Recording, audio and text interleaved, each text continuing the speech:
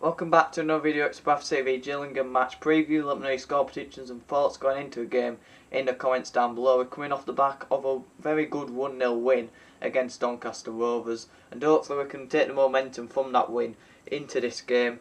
It's going to be a tricky game, though. A good side recently as well. I know the league table begs to differ with having them.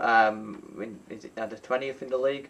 The 20th in the league with 33 points. Obviously, looks like they're in a relegation battle, but they're definitely not, especially with the signings they made in January, bringing in some very good players who are probably promotion-winning signings, really. You'd think they're in the playoffs, pushing for promotion, bringing in those players.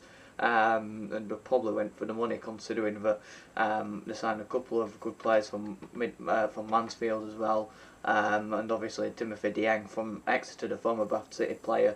We'll do past and presents now. Josh Wright, I can think of. Osa Derby as well, another former club of his. Hopefully he can get some game time, not too much as well. We don't want to rush him back too soon. So if he can get around 10 minutes again, that's good for him. And obviously another session of training. It won't be too much training, obviously, following from the Saturday game. And Josh Wright used to play for him, and that's all I can really think of off the top of my head. But if you can think of any others, recently or past, then tell me in the comments down below. So into their form, they've had 6 wins in the last 8 games. They've had 3 wins in a row. They've had 5 wins in the last 4 games, and they've been in the bottom 2 for 10 games between November and February, and obviously made their way out this month of the bottom 2. And I think they have we play the same amount of games, because I think this game was supposed to be played in December, frozen pitch at Priestfield, so that's why we're playing it now, and we would have definitely wanted to play it then. At that time, I think they only scored 6 goals at that time. They scored around that anyway, probably around 10, and now they've scored 21. They're scoring a few more, winning more, and they were rock bottom. I think they were terrible before their January signings. So they've definitely made a big impact, and we don't want to be playing them now. But we've got to be beating these sort of teams. The teams around have beaten them. Mansfield were the last team to beat them a couple of games ago. And obviously they're a point ahead of us, and I mean, you can look at their form and go that they're on a great run, but they have only had all season 5 points against the current top half, and they drew against Swindon recently, 3-3. Swindon had a red card, and lost to Stevenage recently, lost to Mansfield recently as well. So they are on a good run, but they are struggling against the top 12. But they are beating the teams around them. I mean, their last 6 results were against Wimbledon, a 2-1 win, a 2-0 win against Rochdale, a 2-1 win against Grimsby, a 2-0 defeat to Mansfield, a 1-0 win against Crawley, and a 3-3 draw against Swindon. That tells you everything you need to know.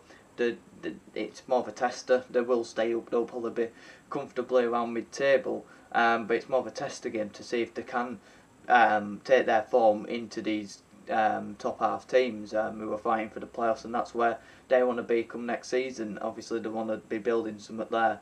Our last 6 results: a 1-0 win against Doncaster, a 1-0 defeat to Barrow, a 2-0 win against Tranmere, a 3-2 win against Stevenage, a 1-1 draw to Mansfield, and a 0-0 draw to Stockport. 2 defeats in our last 10 games. We've scored 12 goals in that one, so goal scoring is a bit of an issue. We need to be scoring more, but it doesn't matter for a win 1-0. We're still getting the 3 points. We've only conceded 8. We've had a few clean sheets in that one as well, so the defending's improved, and we do look a bit more organised. I mean, even with Sam Stubbs and Platt at the back, we do look a bit more steady than when Critchlow were out earlier on in the season. We brought in that Odesina and Songo, and they couldn't fill that void of Critchlow, whereas Stubbs, even though I think he can be a bit vulnerable, in one-on-one tackles against a quicker player, he dives in a bit. I do think he's obviously miles better than the 4 backup, and he hasn't played a lot as well, and he probably is better on the right side.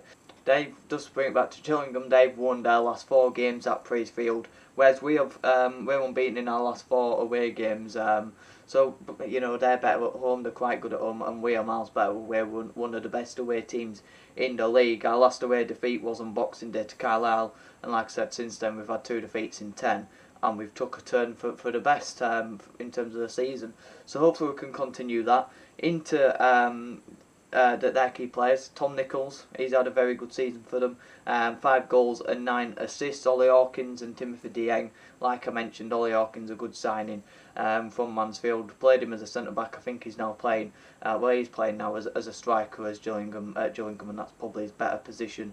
As we know, Nigel Clough does make some weird decision making in games. I think he brought Jordan Bowery on as a left wing back or right wing back against us. So he does do some weird decision making. But Timothy Dieng, mentioned him in the past and present before, and I liked him at City. I thought he was a good player, and then he went on to Exeter and had a good spell there.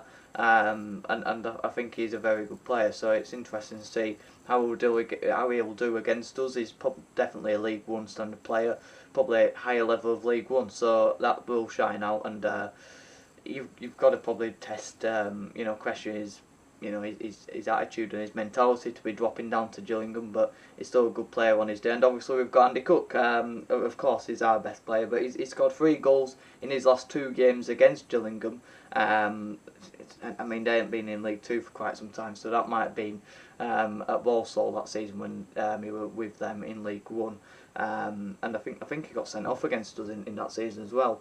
He's got 4 goals in his last 5 games for City after coming back from being dropped around the Christmas period, and he's scored now 20 goals for the season, 40 goals for City, and he's 2 games away from his 100th game for the Bantams. So into the head-to-heads, we've won 14, drawn 16 and lost 23. We've played 53 games against them. I think first game win the 60s. The last game we played against them was in 2019, the 18-19 season when we got relegated from League One.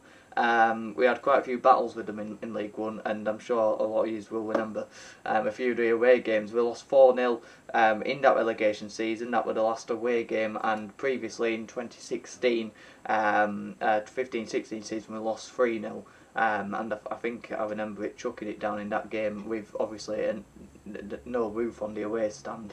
So hopefully on a cold Tuesday night it don't chuck it down and make it a terrible night for football, because we know that Neil Harris can play direct football, and if City are playing possession based football and passing it around, and then they're just hoofing it, hopefully ain't a bad game for the travelling fans.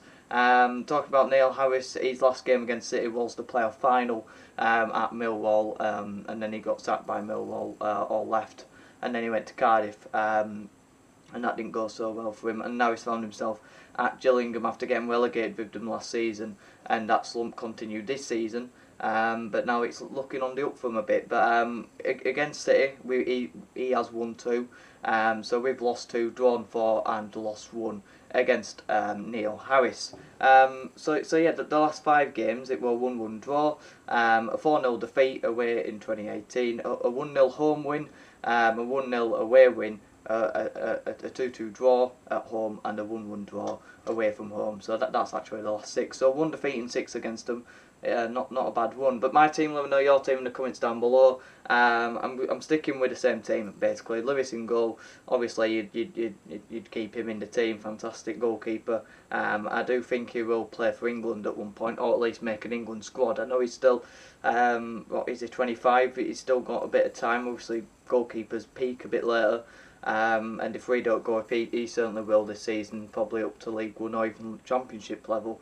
He would have to take some serious. It would have to be a serious fall off for him not to play in the Premier League one day, because he's certainly got the ability and he's certainly got the mentality to get to that level. Enough on Lewis. So Halliday right back, he had a fantastic game against Doncaster, his former club. Platt and Stubbs. Platt, he gets a bit of criticism. Whether you want to throw Critchlow back in, I don't think Hughes will.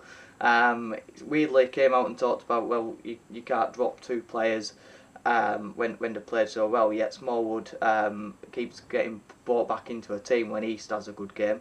But less said about that the better. Stubbs I'd keep in centre back. Obviously, I do think that it is fair to keep them in the team. Ryder didn't have a bad game. He's getting better with more games in the team as well. So that would keep Bowler out. Clayton, Gilliard, Smallwood, Walker as my midfield four. I think Clayton consistently has good games, apart from that Barrow game where we're a bit poor. Gilliard gives the energy in midfield. Smallwood thought he had a good game against Doncaster. Walker, I've heard a few mutterings that he might not be fit for this game, but I do think he will be, and if he ain't, then you put Chapman in there. And then Cook and Costello. Costello, I thought he had a fantastic game against Doncaster, held the ball up well, won into the channels and give us a different option, a different wide option when we needed it during the course of the game when we did look a bit narrow. And Cook, obviously, you're playing Cook up front. So let me know your team in the comments down below. Let me know your thoughts going into a game and your score predictions. I think it's going to be a bit of a tight game. We don't give too much away recently, apart from that Stevenage game where we had to come back from behind at half time. I don't know what they're like in terms of scoring first. Did they keep the lead or did they come back from behind? I'm going to go with a 1-0 window. I think Andy Cook will get on the score sheet again.